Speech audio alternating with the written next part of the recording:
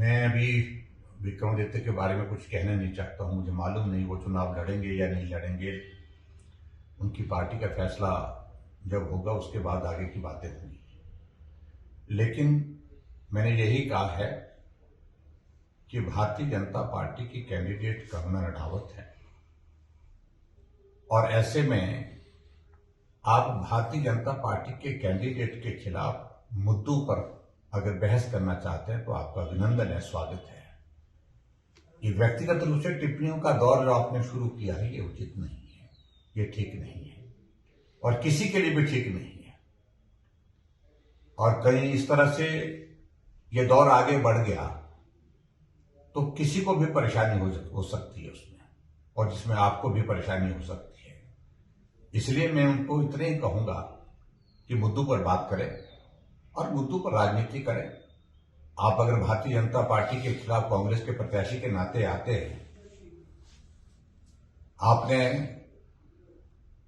15 महीने की सरकार के दौरान हिमाचल प्रदेश में क्या किया है, आपके मंत्रालय की परिस्थिति क्या है और मंत्रालय में काम करने की परिस्थिति क्या है, इन सारी बातों को लेकर के मुद्दों पर अगर बात होगी तो उचित रहेगा। मैं यही कहूंगा। देखिए, बहुत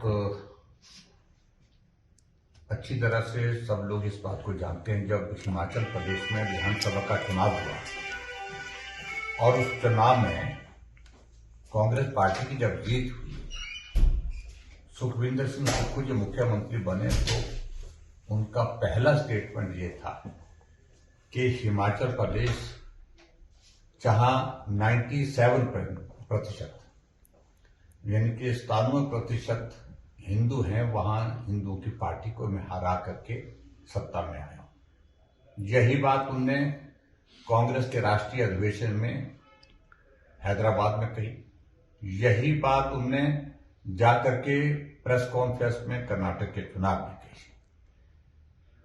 एक मानसिकता स्वाभाविक रूप से उनकी पहले से हमको मालूम हो गई थी कि वो क्या कहना चाह रहे हैं, और आज उन्हें वो सारा इस नोटिफिकेशन के माध्यम से जाहिर भी कर दिया, तय भी कर दिया। और मैं उसमें ज्यादा नहीं कहना चाहता हूं, मैं यही कहना चाह रहा हूं कि सनातन का विरोध करना और इस प्रकार से सिर्फ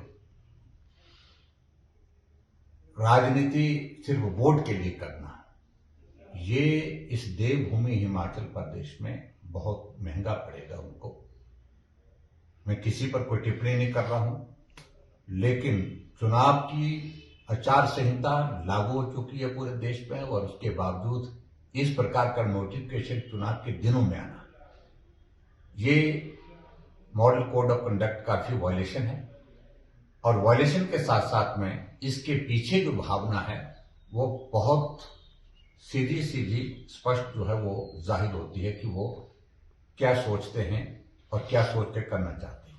देखिए, मैथमेटिक्स मेरा कमजोर है, मैं उसको बोलता भी नहीं हूँ। मैं मैथमेटिक्स में कोई अब ऐसा है कि परीक्षा देने के लिए भी नहीं जाने वाला हूँ कहीं। मैं तो यही कहूँगा कि अगर मैथमेटिक्स मेरा कमजोर है तो आपका भी मजबूत नहीं है। आप 43 गिन रहे थे राज्यसभा के चुनाव के लिए कि 43 में से 2 कम हो जाएंगे, तब भी 41 रहेंगी।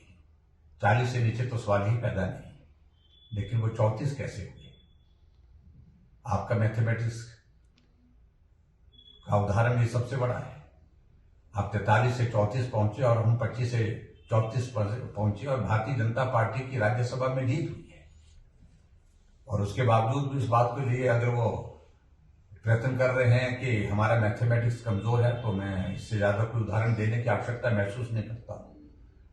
और आने वाले समय के लिए भी हम यही कह रहे हैं कि टेक्निकल ग्राउंड्स में हिमाचल प्रदेश में सरकार है, लेकिन लोगों की नजरों से गिर गई है सरकार, बहुमत में गिर चुकी है सरकार। राज्यसभा में बहुमत होने के बावजूद, बड़ा बहुमत होने के बावजूद भी चुनाव हारना ये सरकार की हार है। बजट हिमाचल प्रदेश में जो पास किया भारतीय जनता पार्टी के विधायकों को सस्पेंड करके, 15 विधायकों को सस्पेंड करके, वो सरकार की हार है।